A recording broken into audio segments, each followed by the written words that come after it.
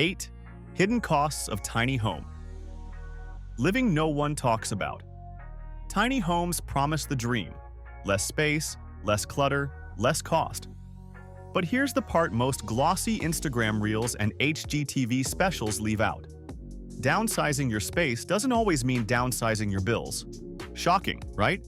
You've probably seen the 30K build your own tiny house headlines, or those couple goes off grid and saves 1,000 stories. But what if I told you there are hidden costs that sneak up on most tiny homeowners? Costs that can turn that dream into a wallet-draining surprise.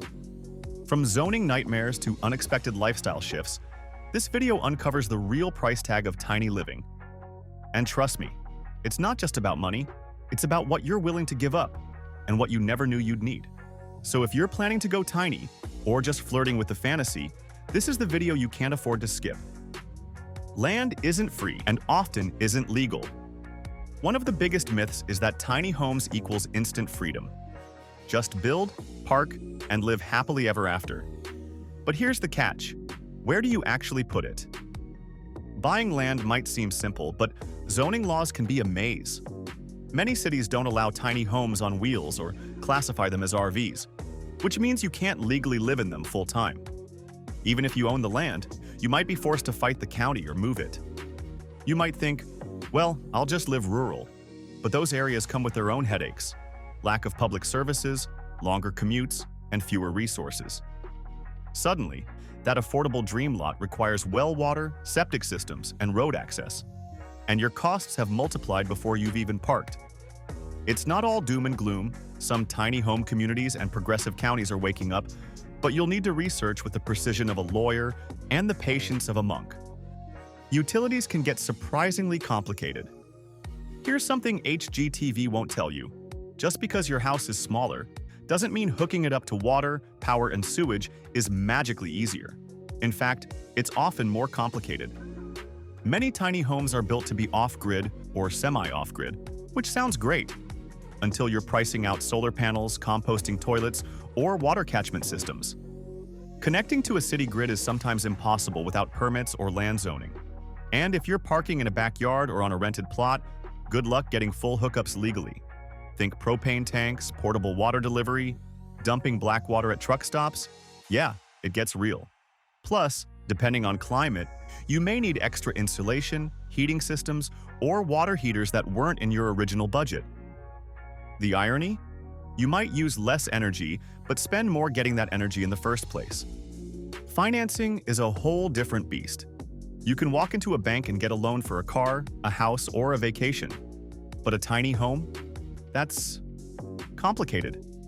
Many lenders don't see tiny homes as real property, especially if it's on wheels, so traditional mortgages are out of the question.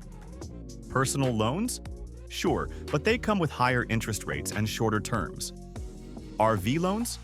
Sometimes, but that usually requires your tiny house to meet very specific certifications, which not every builder provides. And don't forget, some insurance companies won't even touch tiny homes unless they're built by a certified manufacturer. You could be staring at a $70,000 build with no straightforward way to finance it. It's like trying to squeeze your big dreams into a small box and realizing the box isn't labeled "approved for funding." Hidden construction costs pile up fast. You might have read blogs claiming someone built their tiny home for $25,000. Sounds amazing, until you realize they used salvaged windows, secondhand tools, free labor from friends, and parked on their uncle's land for free. For most people, costs spiral quickly. Custom trailer? That's $5,000 to $8,000. Quality insulation, mini-split HVAC, a composting toilet, and a reliable water heater? Add a few more thousand. Labor? If you're not building it yourself, contractors charge premium rates for custom, non-standard jobs. And don't forget the little things: safety ladders, wall reinforcements, ventilation fans, storage solutions. Insurance is not always a sure thing.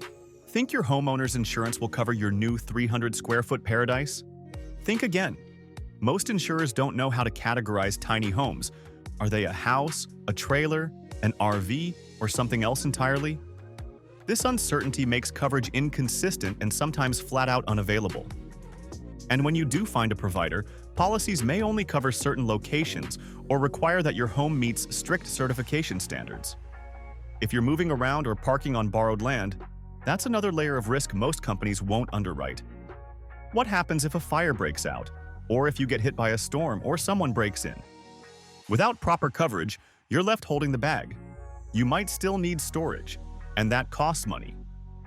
Downsizing sounds empowering until you realize that not all of life fits into 200 square feet. Seasonal clothes, sports gear, tools, sentimental keepsakes, they need a home, and that often means renting a storage unit. And guess what? Monthly storage fees add up, especially if your tiny lifestyle requires you to keep items in off-site spaces. Some people even end up storing furniture they couldn't bring with them but might use again someday, which defeats half the point. Unless you're ready to Marie Kondo your entire life, be prepared for the possibility that storage becomes your 11th utility bill. Tiny living teaches you what really matters, but also reminds you that life still comes with baggage, and sometimes that baggage needs its own address. Maintenance isn't free, and DIY gets old. A smaller home doesn't mean fewer problems, it just means different problems. Mobile tiny homes take a beating on the road. Seals break, walls shift. Appliances that are compact and specialized are often more expensive to fix or replace. Even stationary models require constant upkeep to keep moisture out and insulation intact. And if you're the one doing all the work, it gets tiring fast.